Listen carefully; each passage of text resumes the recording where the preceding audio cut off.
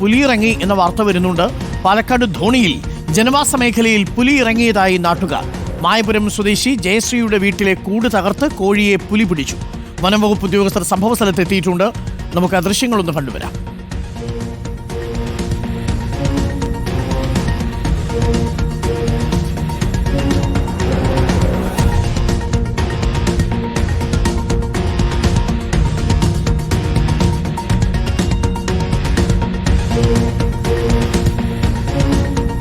നമുക്കിപ്പം ഇക്ബാൽ ചേരുന്നുണ്ട്. ഇക്ബാൽ, പുലി കോഴിയെ പിടിച്ചുകൊണ്ടു പോകുന്നതിന്റെ ദൃശ്യങ്ങൾ നല്ല വ്യക്തമായിട്ട് ക്യാമറയിൽ പതിഞ്ഞിട്ടുണ്ട്. എപ്പോഴായിരുന്നു സംഭവം? നാട്ടുകാർ ഇത് CCTVയിലാണോ കണ്ടത്? അതല്ല നാട്ടുകാർ ഈ പുലി വരുന്നത് നേരിട്ട് കണ്ടവരാരെങ്കിലും ഉണ്ടോ?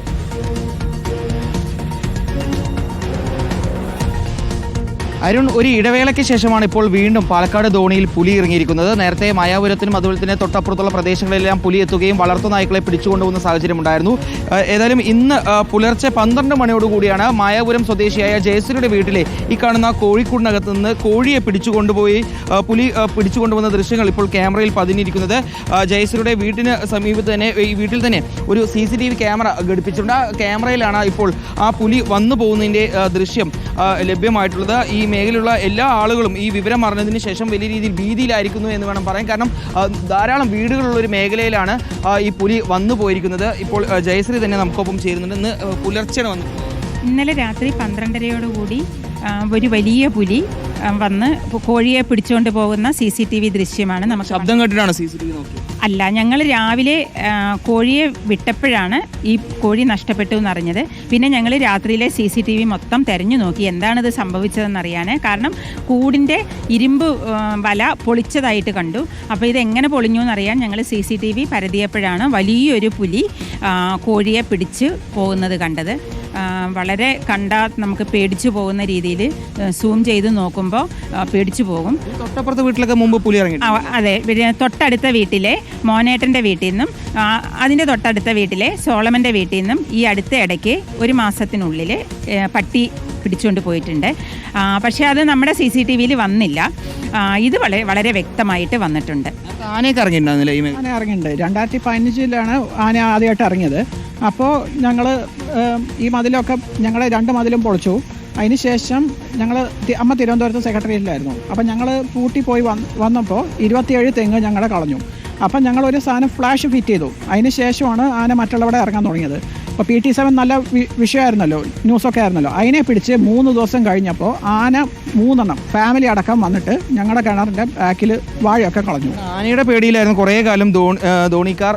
PT7 എല്ലാം വലിയ രീതിയിൽ ഇവിടെ ഭീതി പടർത്തിയിരുന്നു. അതിനുശേഷം PT7 പിടിച്ച് കൂട്ടിലാക്കി മെരുക്കി ഇപ്പോൾ കുങ്കിയാക്കി. പക്ഷേ ഇപ്പോൾ കുറച്ച് നാളായി പുലിയെ പേടിച്ചാണ് ധോണിക്കാർ ജീവിക്കുന്നത്. പുലിയെ മാത്രമല്ല, ചെന്നായി, പുലി, കടുവ, കരടി. ഇതാ 2 ദിവസം മുമ്പ് കരടി വന്നിരിക്കണം.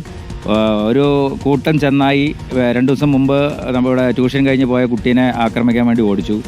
പിന്നെ പന്നി, എല്ലാ വന്യമൃഗങ്ങളും അതിൻ്റെയൊക്കെ ശല്യമാണ് ഇപ്പോൾ നമ്മൾ ധോണിക്കാർക്കുള്ളത്. അല്ലെ, കാരണം എന്താ വെച്ച് കഴിഞ്ഞാൽ ഈ അന്യനാട്ടിൽ അവിടെ നിന്നൊക്കെ പിടിക്കുന്ന പുലീനെയും കരടീനെയും പട്ടീനെയും പാമ്പിനെയും പെരിച്ചാഴിനെയും എല്ലാത്തിനെയും ഈ ഫോറസ്റ്റ് ഡിപ്പാർട്ട്മെൻറ്റ് ധോണിയിൽ കൊണ്ടുവിടുകയാണ്.